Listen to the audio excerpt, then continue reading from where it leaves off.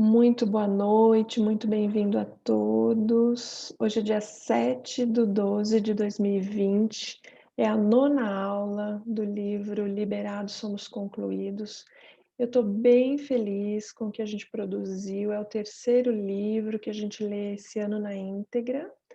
A gente se instrui, se esclarece, está incentivando a leitura também, que outras pessoas vão nos ouvir através da internet, pelo YouTube.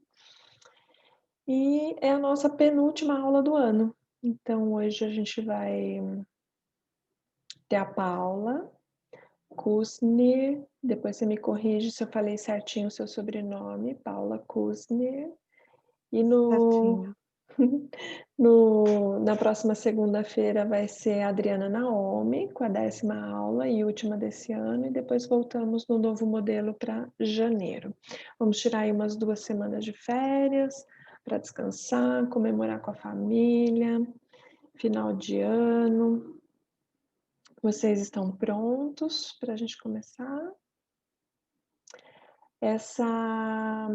Eu quero lembrar a todos que a nossa audiência na primeira aula foram 77 pessoas e hoje a gente está em 16. Tudo bem que tem algumas pessoas ainda chegando, mas eu vejo nisso a dificuldade das acabativas, né? Muitas iniciativas e como é difícil chegar ao fim. Mas eu quero parabenizar quem está conseguindo chegar ao fim e também quem vai chegar ao final desse livro nos ouvindo pelo YouTube. E dizer que essa aula é bem especial e ela é densa, ela fala de conflitos graves, do holocausto, né, do desrespeito entre as partes, entre os seres humanos. Então, isso por si só já traz uma energia mais difícil também. Então é natural que as pessoas se espantem e não compareçam à aula.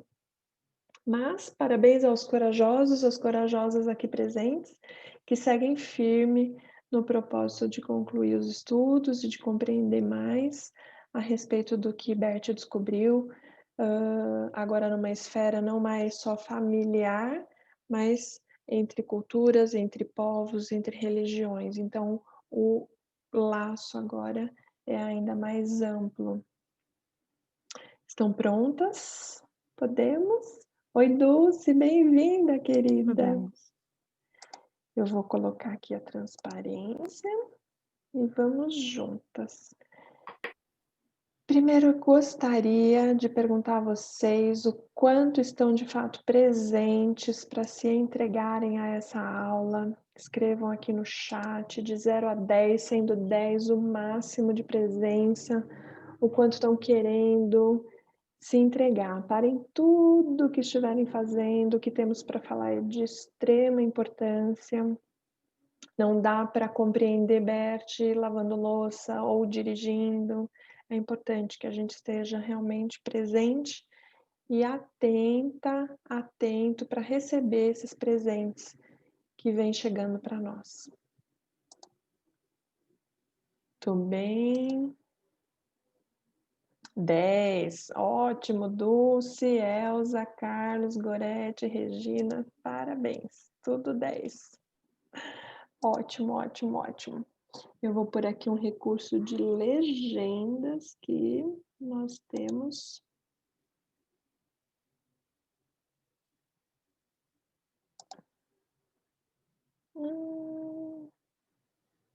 Por que que não está aparecendo aqui?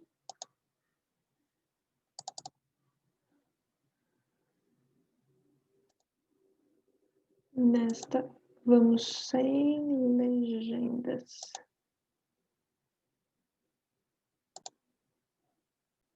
Ok, não há problemas.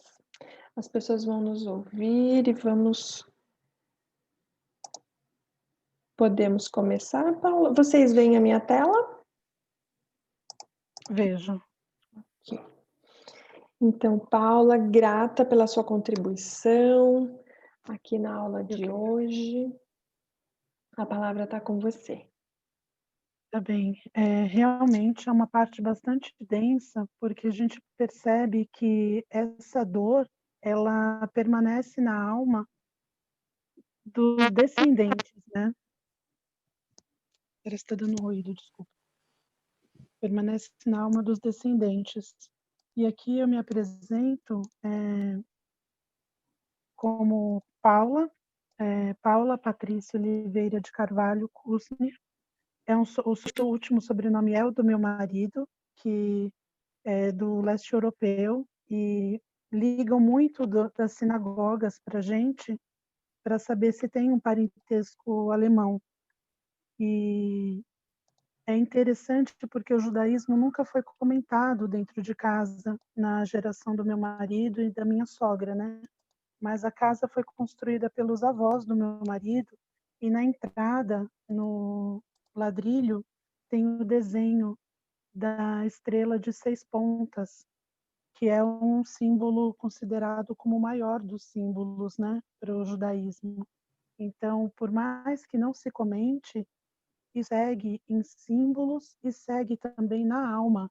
Eu percebo muito na culinária, na nas falas que se ouviam dos avós, dos pais e um pouco no meu marido também. E da minha parte, eu sou Oliveira de Carvalho, e eu fui contratada por 2 sócios, um católico e o outro judeu, e ambos, buscavam tanto no meu sobrenome quanto, eh, no nos comportamentos mesmo, alguma coisa que tocava a alma de ambos. Para um cristão novo e para o outro católico apostólico romano, ainda que não praticante. Então eu coloquei isso na apresentação como uma forma simbólica de como a gente busca o pertencimento, não apenas na gente, como naquele com quem a gente se relaciona, né. É uma dor tão grande que a gente precisa se reconhecer no outro. Então eu fiquei muito tocada por essa parte do livro, porque é muito duro a forma como a gente olha para Jesus, se olhar o julgamento de uma divindade que abandona os seus, né. E eu acho muito importante que a gente olhe também acolhendo tanto os cristãos quanto os judeus, na parte que cabe a cada um. Porque o que eles passaram não nos cabe julgar e tampouco resolver, né, que é o que diz muito o livro, né. Então diz aqui que a alma diz, respeito aos cristãos e aos alemães. E por Bert Hellinger ser alemão, ele vai tratar do lado dos alemães, que é como quando você fala não com conhecimento de causa, mas porque aquilo toca a sua alma, pertence, né, a você. Então a gente já vê muito do pertencimento quando ele diz: "Eu vou falar do que me toca, né, do que me", como eu posso dizer, Sofia? É do que pertence mesmo, né, que é a nação e o que ele sente na alma, né, ele não pode falar do outro. Sim. Bert sempre lembra nas apresentações dele que ele fala do ponto de vista do homem, ele não pode falar do ponto de vista da mulher, porque ele é um homem. E aqui da mesma forma, ele fala do ponto de vista alemão. Não há como ser de outra forma, ele é um alemão. E isso já nos Exatamente. ensina, isso já é um grande ensinamento, gente, se a gente observar bem, quantas vezes a gente pensa assim: "Ah, mas o chefe não devia estar fazendo isso, porque ele é aquilo, porque aquele", mas quem que é o chefe? Então, a pessoa está saindo do seu lugar para se pôr no lugar de chefe do chefe e fazer uma avaliação do comportamento do chefe. Então, só nessa simples observação do que o chefe deveria ou não fazer, ele já está se deslocando do seu lugar. Então, que a gente possa sempre, do nosso lugar, dar o nosso ponto de vista, porque é aí que está a nossa força, e não ali naquele outro lugar que a gente gostaria. É aonde cai a semente que a árvore pode germinar. É onde estamos que podemos fazer, executar, opinar, e não do ponto de vista do outro.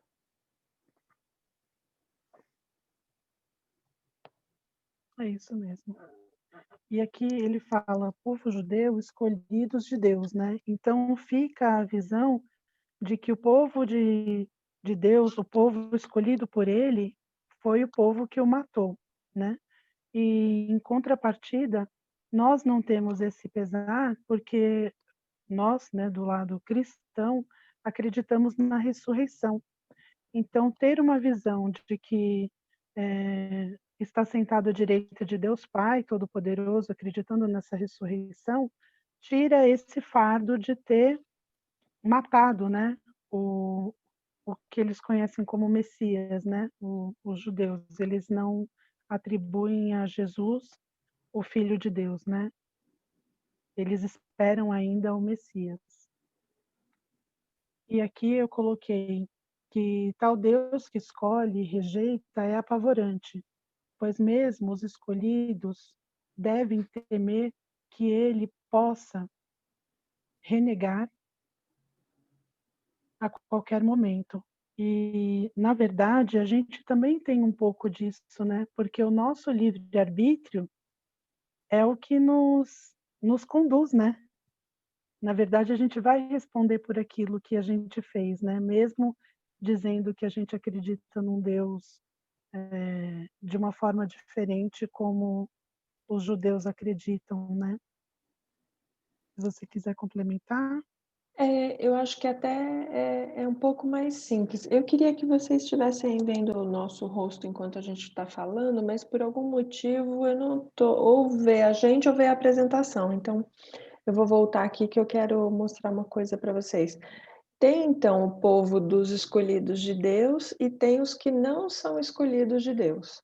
Se pensamos dessa forma e somos do grupo dos escolhidos, a gente vive temendo que possamos desobedecer a Deus e sermos excluídos, se não andar corretamente e se não for bom o suficiente, se não for apropriado. Ou você pertence ou você não pertence. Se a gente pensa ou sente desse jeito, e existem várias culturas, a gente está falando aqui de duas, mas existem várias religiões e pensamentos, filosofias de que Deus é bom ou Deus é mau, e nesse aspecto você se aprisiona, porque se você não andar direito, você está fora. Então, eu deixo uma pergunta aqui para cada um fazer a sua reflexão. Que Deus ou ao qual você se dedica, o que ele pensa, como é para você essas sensações? Porque também hoje você pode estar numa igreja e numa denominação e acreditar num Deus, mas na infância você teve na casa dos pais, né, teve outra orientação religiosa, e se ele é mau, e se você não for boazinha, você não vai para o céu, enfim, existem vários e inúmeros aspectos que vão gerando crenças limitantes, de acordo com o que você absorveu e reconheceu como valioso e como referência, que basicamente fazem com que você pertença ou você não pertença, ou você faz parte dos escolhidos ou dos excluídos. Então, como é para cada um essa espiritualidade, religiosidade, esse Deus, né? Aqui Bert está compartilhando mas cada um de nós tem também os seus modelos internos.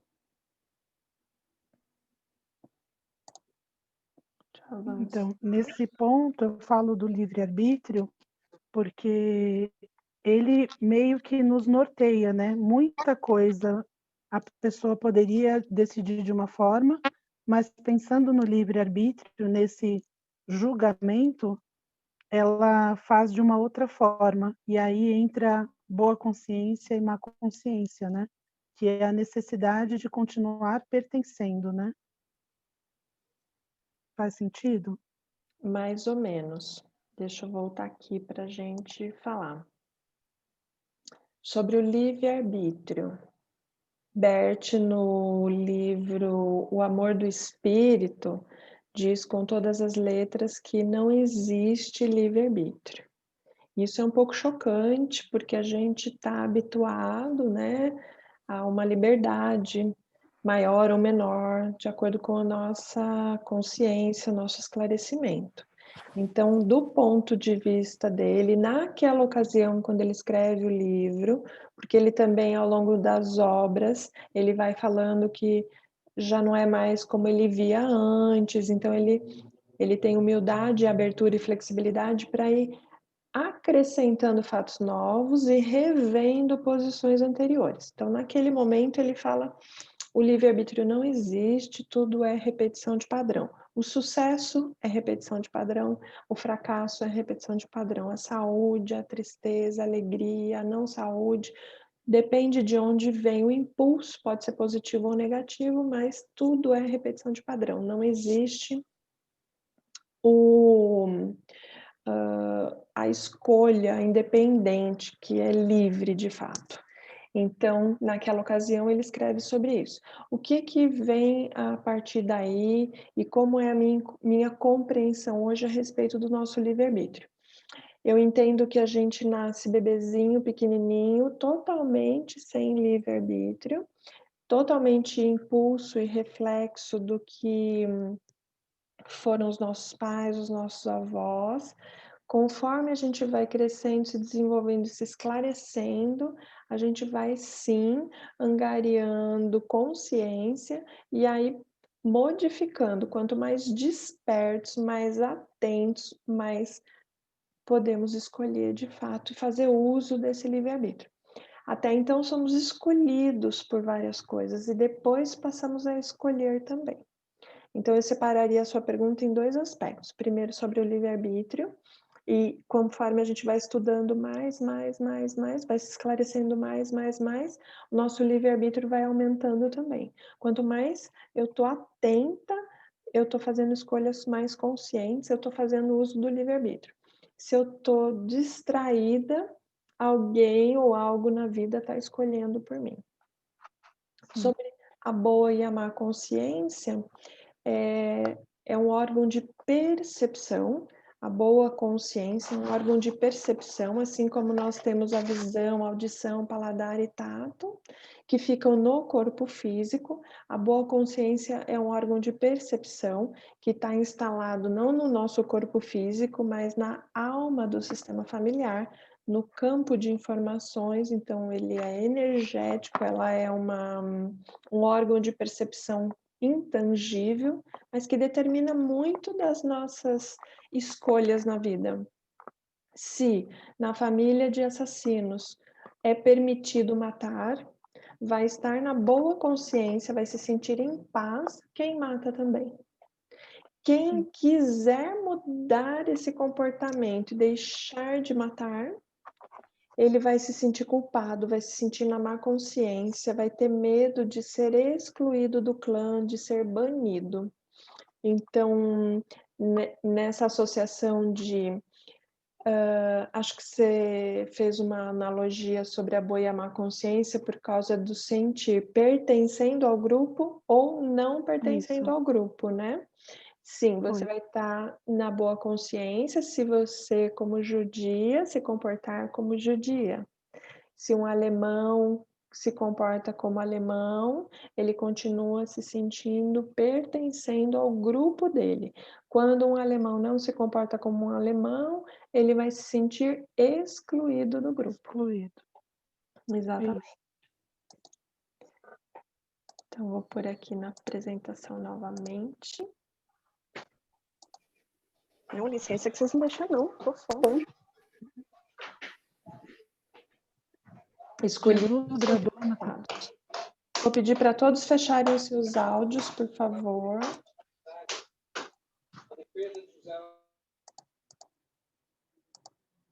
Paulinha, você pode abrir o seu. e falar. Jesus e o Cristo. Jesus e o Cristo. Quando Jesus bradou na cruz: "Meu Deus, por que me abandonaste?", é o que eu tinha dito na apresentação sobre a ideia de um pai, né, que abandona, sendo ele o unigênito, o primogênito, né. E aí, como está no texto, né, a crença da ressurreição para os cristãos traz alguma leveza com relação a não ter feito o mesmo, mesmo tendo renegado Jesus, né, como aconteceu com os seus discípulos. Então, de certa forma, aí a gente afasta o nosso julgamento, né, porque cada um tem a sua crença e vive conforme, nasceu naquela crença e acredita conforme o que a família passou de geração a geração, compartilhando com os seus, né. Uhum.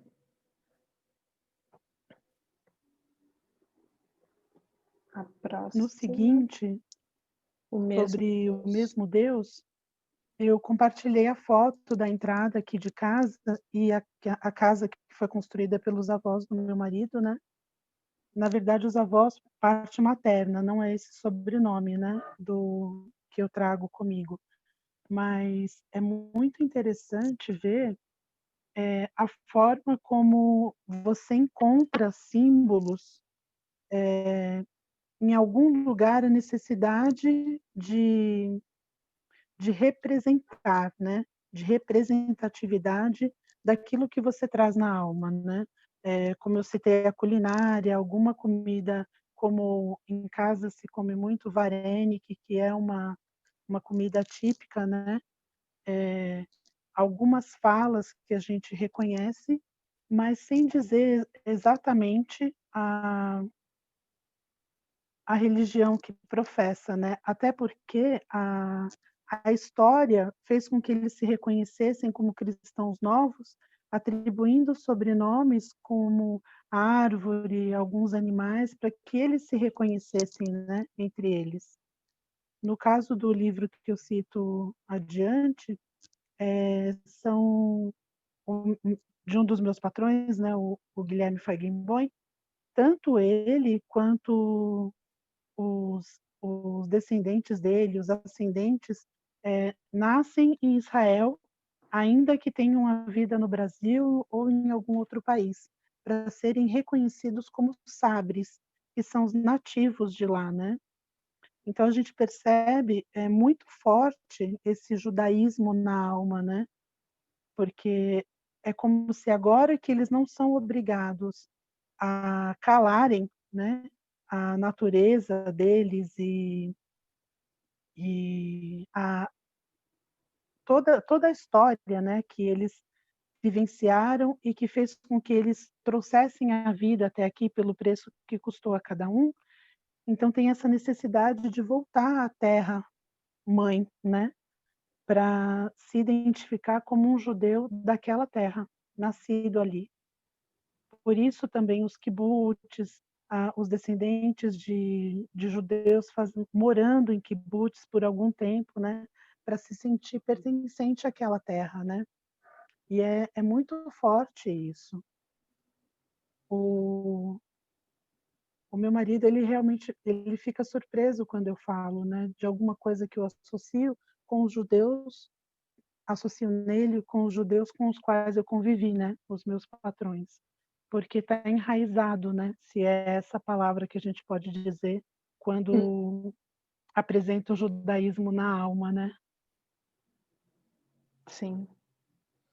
E E aqui na parte da apresentação, que fala que uma criança ao nascer em determinada família se torna parte dela, é exatamente isso, que um passa para o outro de geração a geração, né. E tudo que lhe acarreta é o preço que custou para que essa vida chegasse até essa pessoa por meio dos seus ancestrais, né. sim.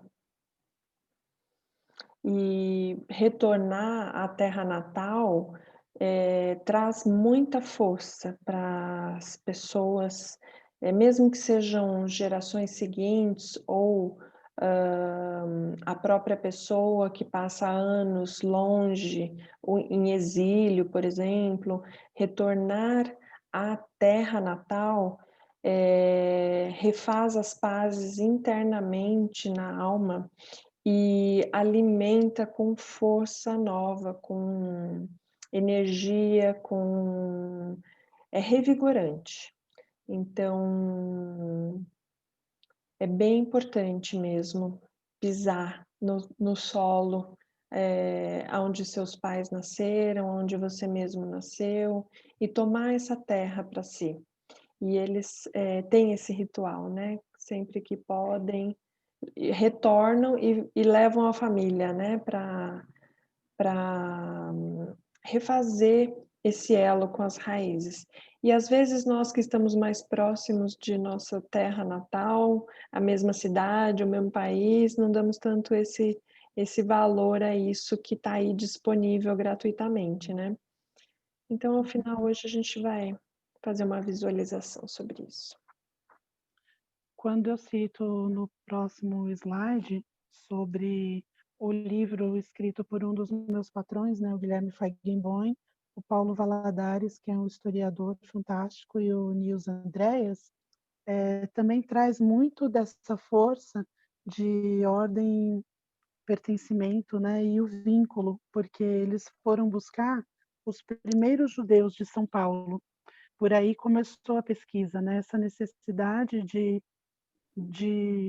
buscar a força, né, dos primeiros que aqui chegaram. Então é muito forte isso, né, como a alma pede para reverenciar, né, essa força. Sim. E a força da história também, né, ir ao encontro dos primeiros, saber sobre a história deles. Então isso tudo nós mesmos podemos fazer na nossa história. Quem foram os primeiros imigrantes a chegar, por que vieram, tomar essa história deles, compreender o que foi, o que se passou com a nossa família, também faz com que chegue mais força até nós. Sim. Aqui, ele cita no livro que a estrela de 6 pontas tornou-se o signo principal da identidade judaica ao lado do candelabro de 7 braços, o menorá, muito usado desde a antiguidade e no período romano. Então, quando cita o período romano, realmente essas histórias se entrelaçam, né, entre os judeus e os cristãos novos, né, mantendo ainda aquele vínculo.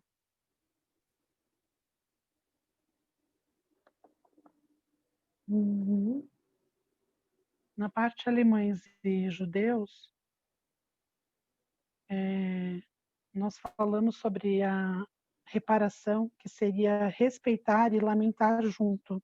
Bert fala muito sobre isso, né? Quando esse ponto em que você chora junto, você lamenta, os dois sentem, né?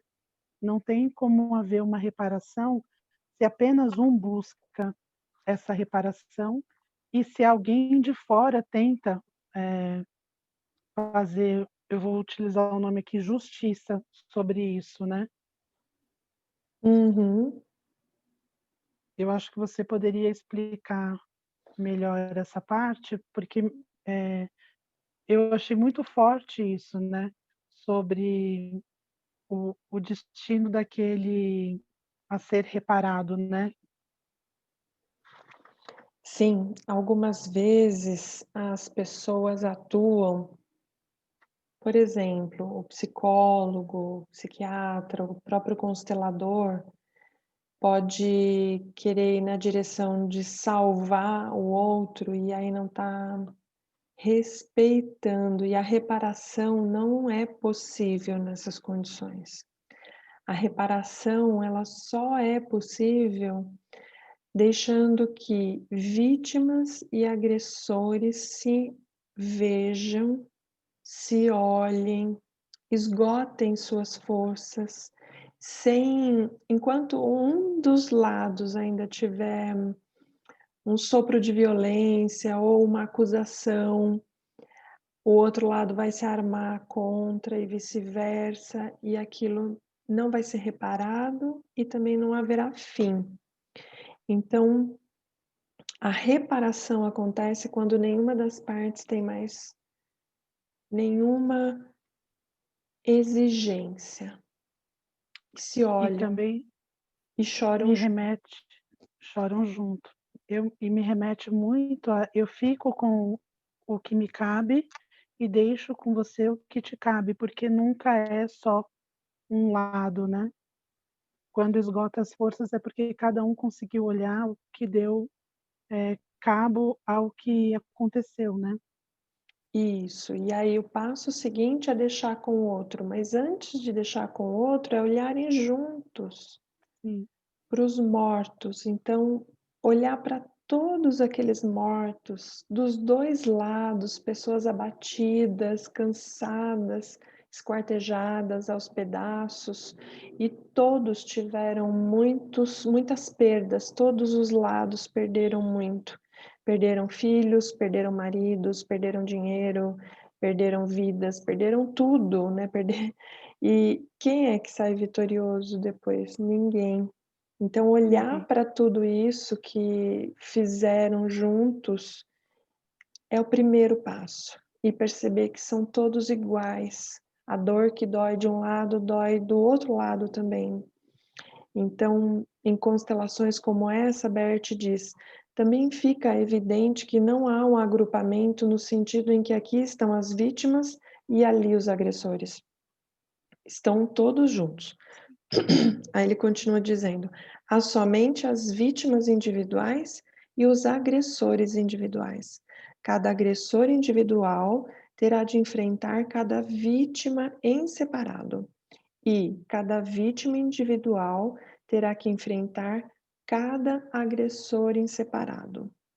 Torna-se claro que não há paz para as vítimas mortas se os agressores mortos não ocuparem seu lugar ao seu lado. Se os agressores mortos não forem aceitos pelas vítimas, e não há paz para os agressores enquanto não se deitarem ao lado das vítimas mortas e se tornarem iguais a elas. Então, se qualquer profissional tentar se colocar no meio das vítimas e dos agressores, e dos agressores e das vítimas, não terá sucesso.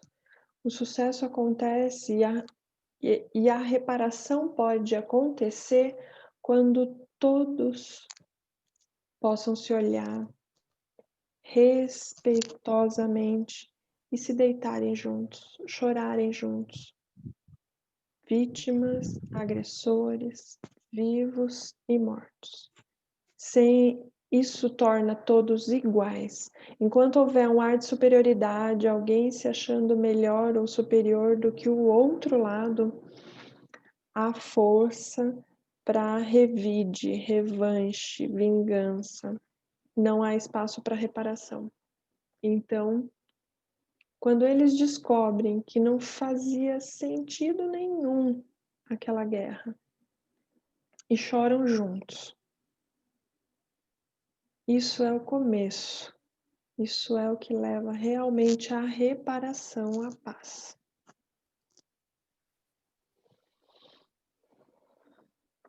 A parte que tange o retorno é de se permitir concordar com a lei da terra para então cultivá-la. Não sei se faz sentido, mas me lembrou em Eclesiastes, que é o livro que eles observam, né, que é o Velho Testamento, o tempo para todas as coisas, o tempo de plantar e o tempo de colher. Isso seria concordar com a lei da terra para então cultivá-la, né?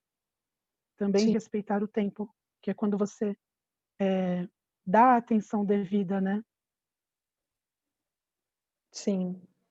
E parece simples, né? Mas quantas vezes por dia a gente queria que o dia tivesse sendo diferente? Ah, porque já tá tarde, ah, porque já escureceu, ah, porque tá chovendo. Isso é não estar concordando com a lei da Terra. A lei da Terra está dizendo que agora é noite, está escuro, está dizendo que é verão.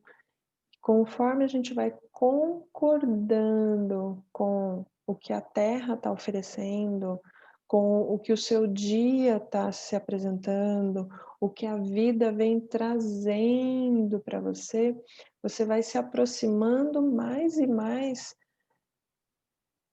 do ter livre-arbítrio. É dentro dessa postura do assim seja, que você concorda com tudo que se proporcionar, absolutamente tudo.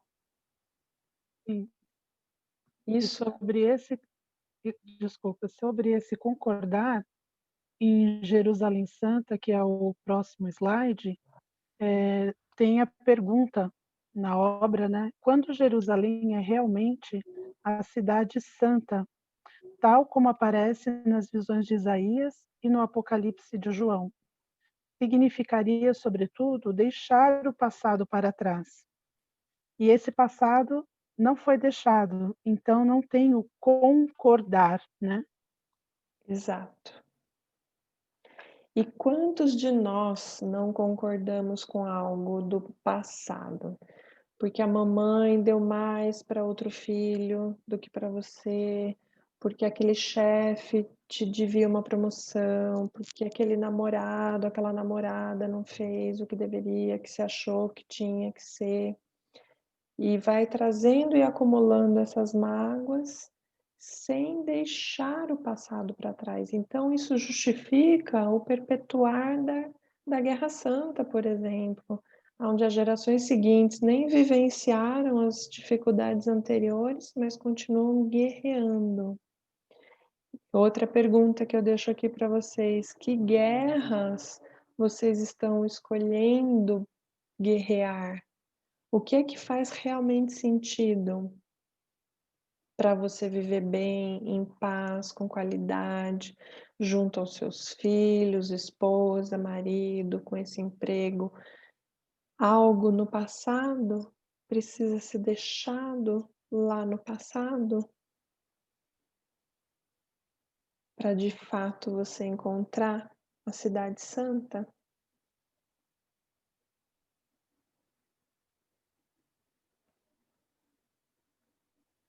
É, pergunta retórica. Porque a gente não deixa, né? Nos trabalhos de constelação, a gente verifica que cada vez que a gente acessa e acha que já tomou e já aceitou e retorna para aquele ponto e acessa uma camada mais profunda, a gente vê o quanto a gente ainda tem que concordar com tudo, né? Sim. Por isso eu volto a dizer aos interessados em se tornarem consteladores, a importância de fazer vários cursos, de continuar estudando, de se desenvolver realmente para dentro dessa filosofia, porque a cada camada, a cada novo curso, a cada novo olhar para determinada situação, é mais para dentro dessa postura, vai sendo tomado para dentro, vai deixando isso crescer dentro de si e vai se aprofundando nessa concordância, nesse olhar amoroso, nesse se despedir do passado e poder estar vivendo realmente no momento presente, no aqui, no agora, em paz com os vínculos aos quais está inserido. Por exemplo, uma mãe com um bebê pequeno tem certas liberdades e outras não liberdades. Dentro desse vínculo existe muito amor. E se não aproveitar agora, vai deixar para depois ou vai reclamar porque não tem o que gostaria, o que queria, mas Então fica uma grande confusão. E eu estou dando o exemplo da mãe com o bebê pequeno, mas pode ser no seu emprego atual, ou uma mãe que não tem filhos, uma mulher que gostaria e não os tem. Eu estou falando da gente descobrir as nossas guerras internas e se harmonizar com elas, dentro dos vínculos onde estamos. Ah, porque esse marido, ah, porque não tenho dinheiro, ah, porque é alcoólatra. Qualquer que seja o vínculo, qualquer que seja a condição. Independe também se você escolheu ou se você foi escolhido, escolhida para estar nessa condição. O mais importante é a gente ter consciência da condição em que a gente se encontra, daquilo que se passa de fato, e ressignificando. Eu não estou dizendo para a gente concordar com a não saúde, o não dinheiro, eu estou dizendo para a gente, dentro da situação, e se deparando com as soluções de forma harmoniosa. Não há necessidade de grandes guerras para sair das situações. As chaves da solução já estão dentro do conflito. Vamos procurar por elas, por essas chaves que abrem e alargam dentro desse vínculo o espaço de convívio com você mesma, com os outros, de forma amorosa, de forma segura, de forma acolhedora, sem embrenharmos em novas guerras. Paula, quer continuar? Quero. É que a turma começou a latir aqui só um instante. Tá. Ok. O exemplo da noite escura.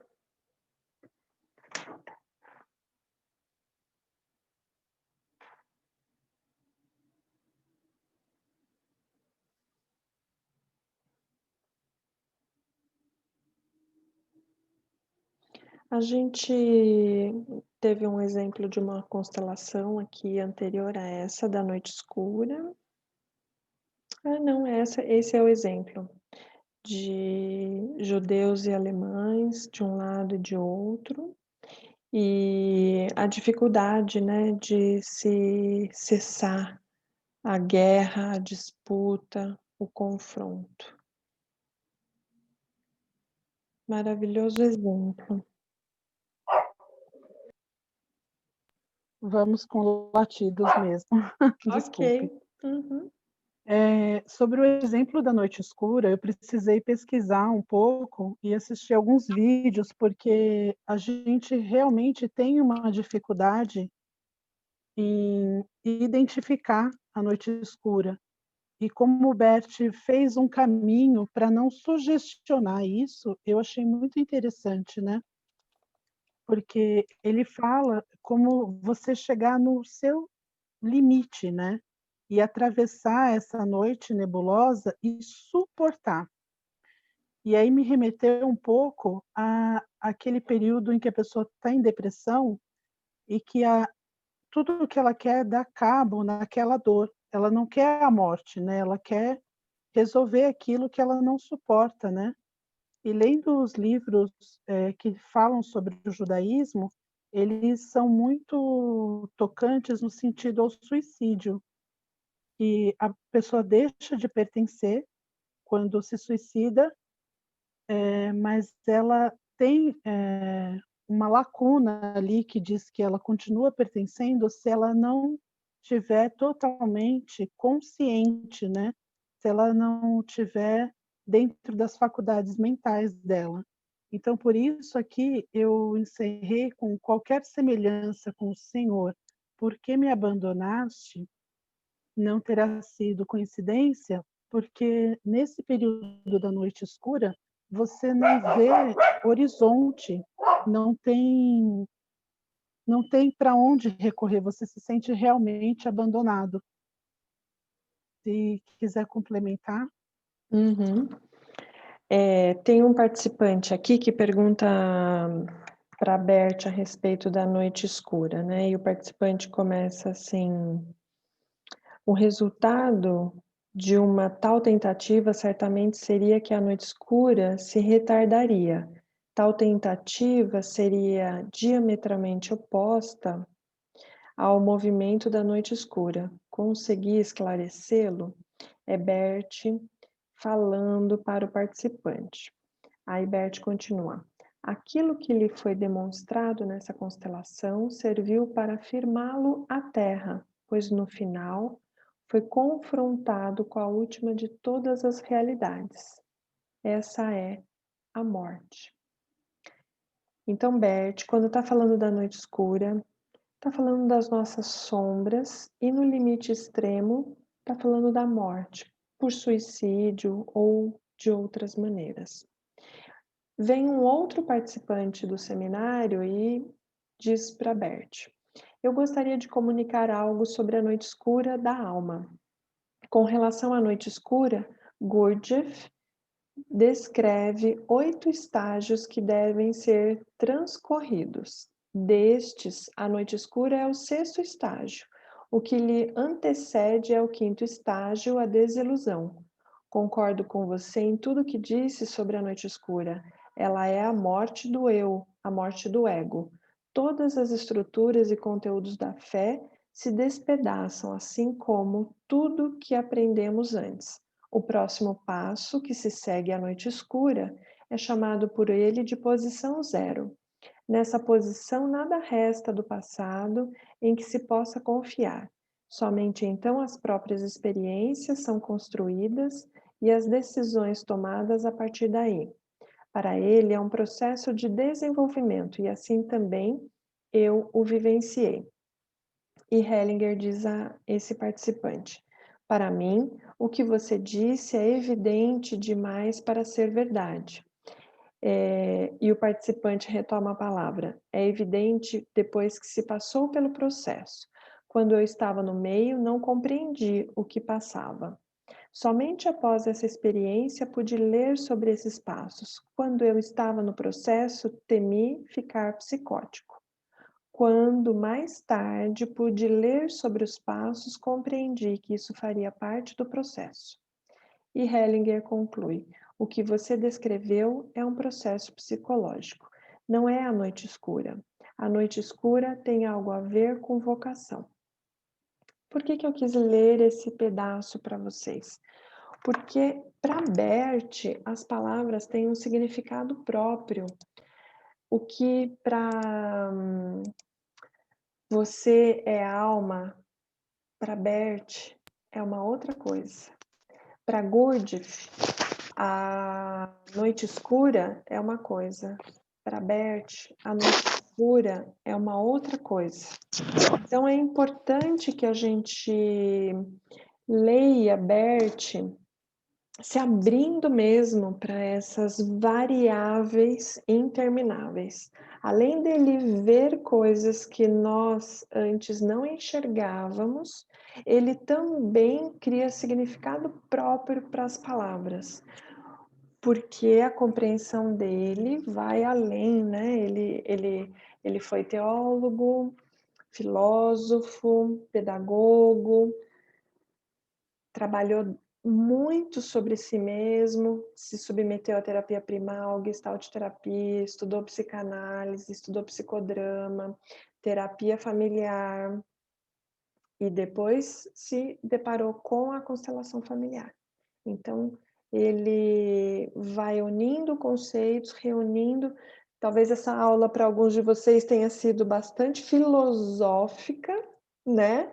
Que fica até difícil de tangibilizar, porque são conceitos abstratos, mas bem importantes para quem quer se tornar constelador. E eu vejo a necessidade urgente dos consteladores lerem Bert Hellinger e a importância dessa tradução de Bert. O que eu faço aqui com vocês? A tradução da língua portuguesa para a língua portuguesa. Porque ler isto sozinhos não é fácil. E compreender na profundidade, né? Então, quiçá, mergulhar para dentro disso. Então, eu acho que a gente está produzindo coisas bem, bem relevantes. No próximo modelo que a gente vai adotar, eu vou dar todo o conteúdo, não vai ser mais uma dobradinha com os alunos, porque eu vejo que a gente pode fazer meditações nessa 1 hora, aprofundar conceitos, então vai ser mais rápido.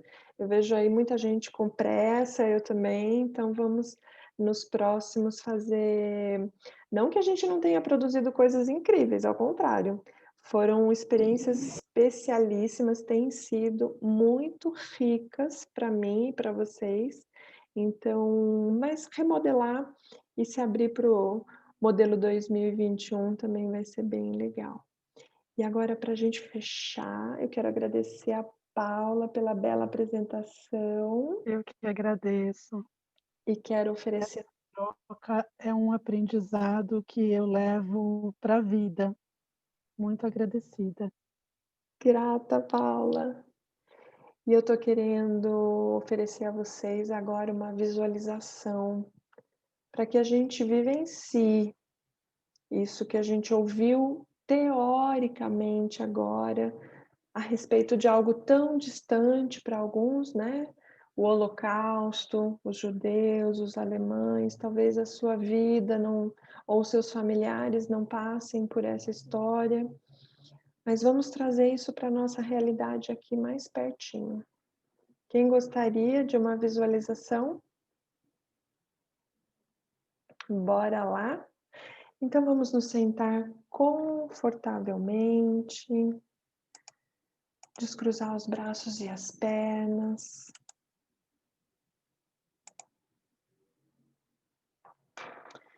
Encontre um lugar bem confortável.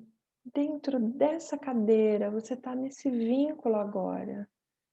Você está se relacionando com essa cadeira. Você está se relacionando com o seu corpo. Coloque os pés no chão. As mãos sobre as coxas. Feche os olhos. Abra a boca, a coluna reta. Se entregue a esse momento. E com a boca aberta, comece expirando. E depois inspire pelo nariz. Novamente.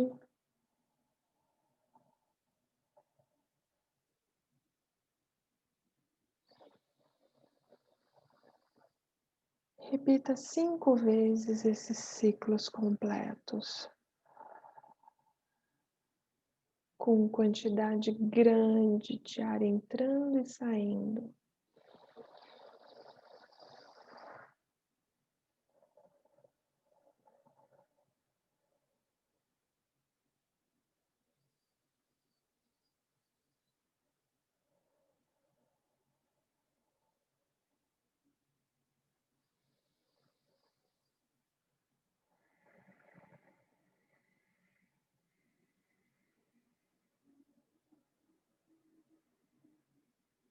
E imagine-se agora de frente.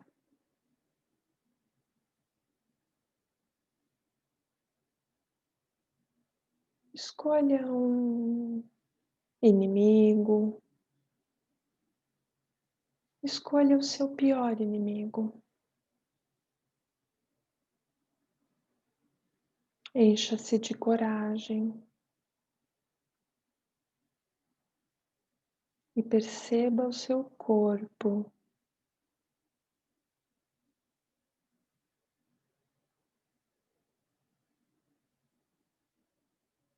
Talvez o que você mais teme seja a escuridão.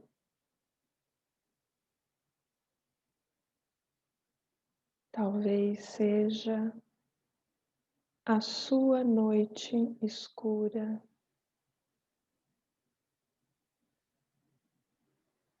Ou talvez seja uma pessoa. Talvez você mesmo, você mesma. Perceba a dureza do seu corpo, a rigidez.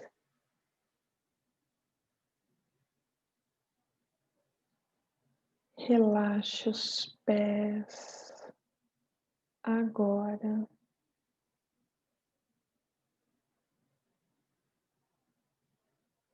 Relaxe os calcanhares. Relaxe as panturrilhas. Relaxe os joelhos. Relaxe as coxas, o abdômen. Relaxe as costas completamente.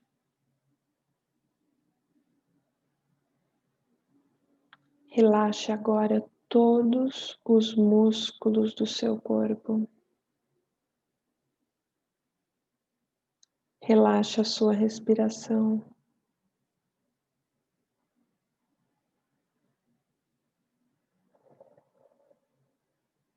Relaxe os músculos do rosto.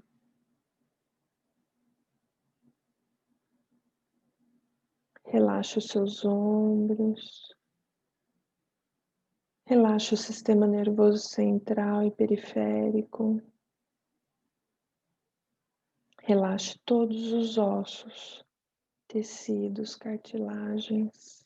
Agora, relaxe todos os órgãos e sistemas. Relaxe agora todo o seu corpo físico. Relaxe agora todo o seu corpo emocional.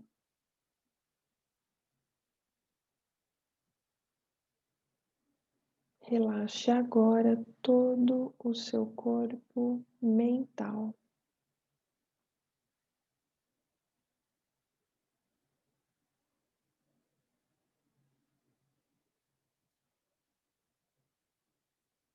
Completamente relaxado, relaxada.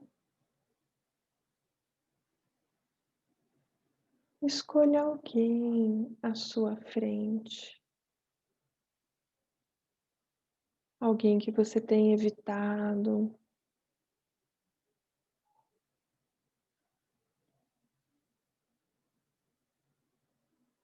Dedique tempo, se ponha a olhá-lo, a olhá-la.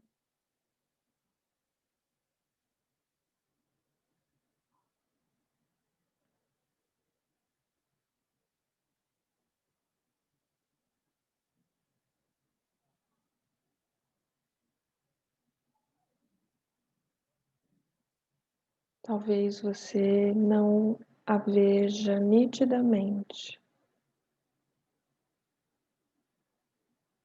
Veja se você pode se aproximar um pouco mais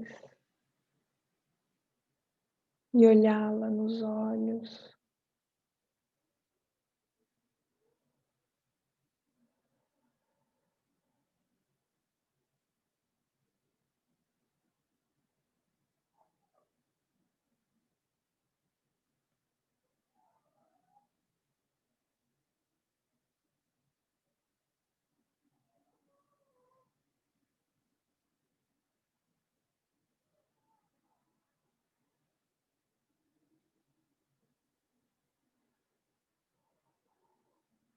A outra pessoa está receptiva, talvez com as mãos estendidas para você.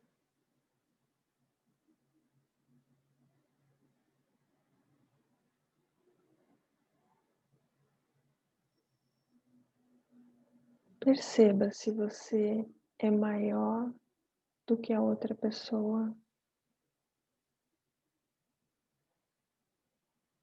ou se você é menor do que ela.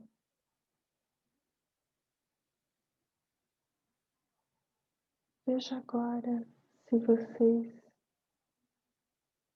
são iguais.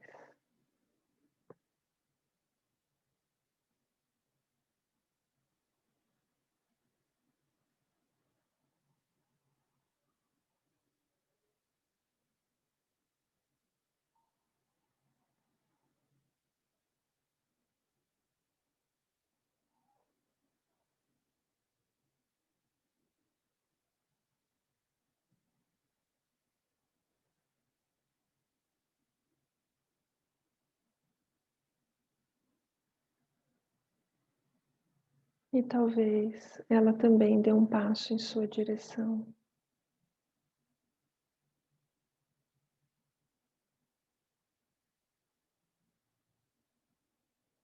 E de inimigos, agora vão se vendo bem humanos, bem semelhantes, seres humanos de valor equivalente.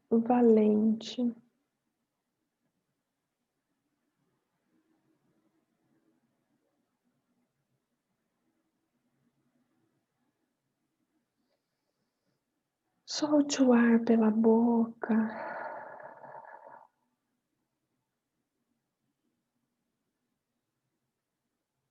Veja se podem se abraçar.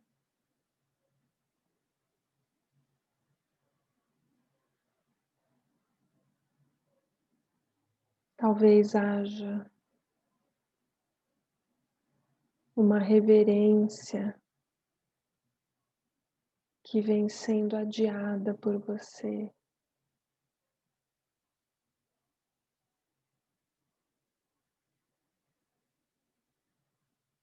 Dê ao outro o que é do outro.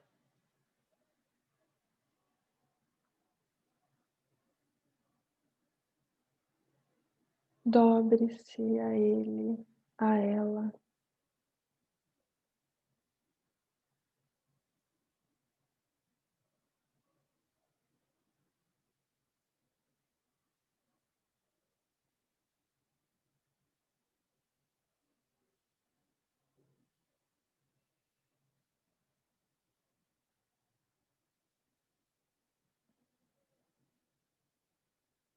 E diga do seu coração em direção ao coração do outro: você também faz parte. Todos vocês fazem parte, assim como eu.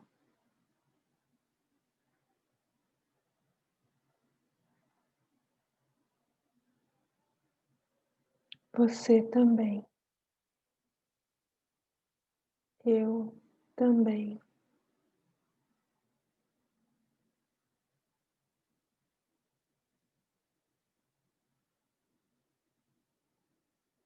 De igual para igual.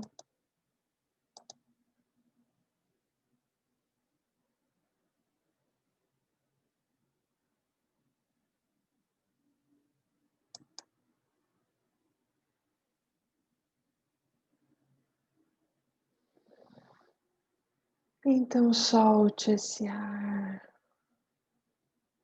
e se alegre, colocando um sorriso no rosto, presenteando essa pessoa com o seu sorriso.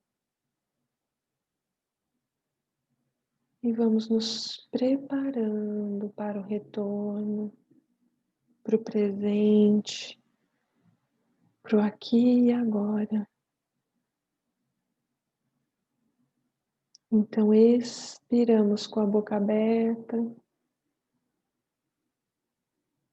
e inspiramos pelo nariz e expiramos pela boca.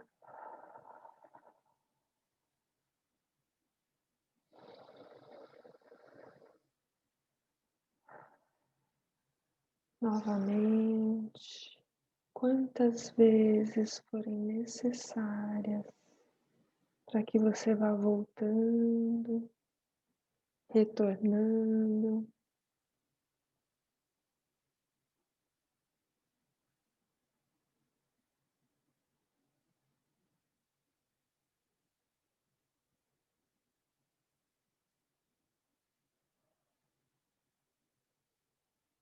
Vá respirando e na próxima inspiração,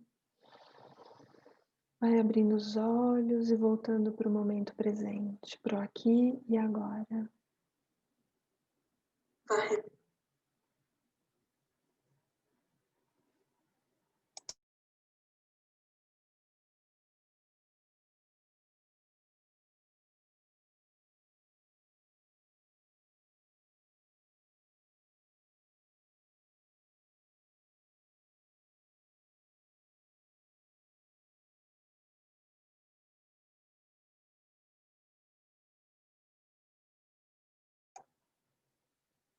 Muito bom.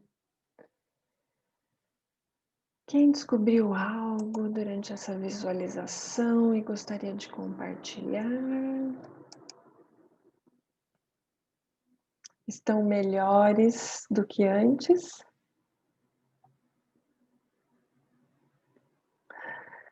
Alguém quer contar algo?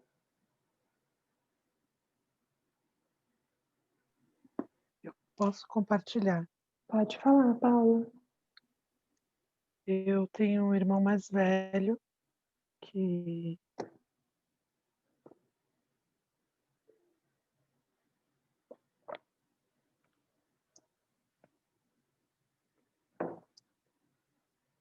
Falhou. Paula.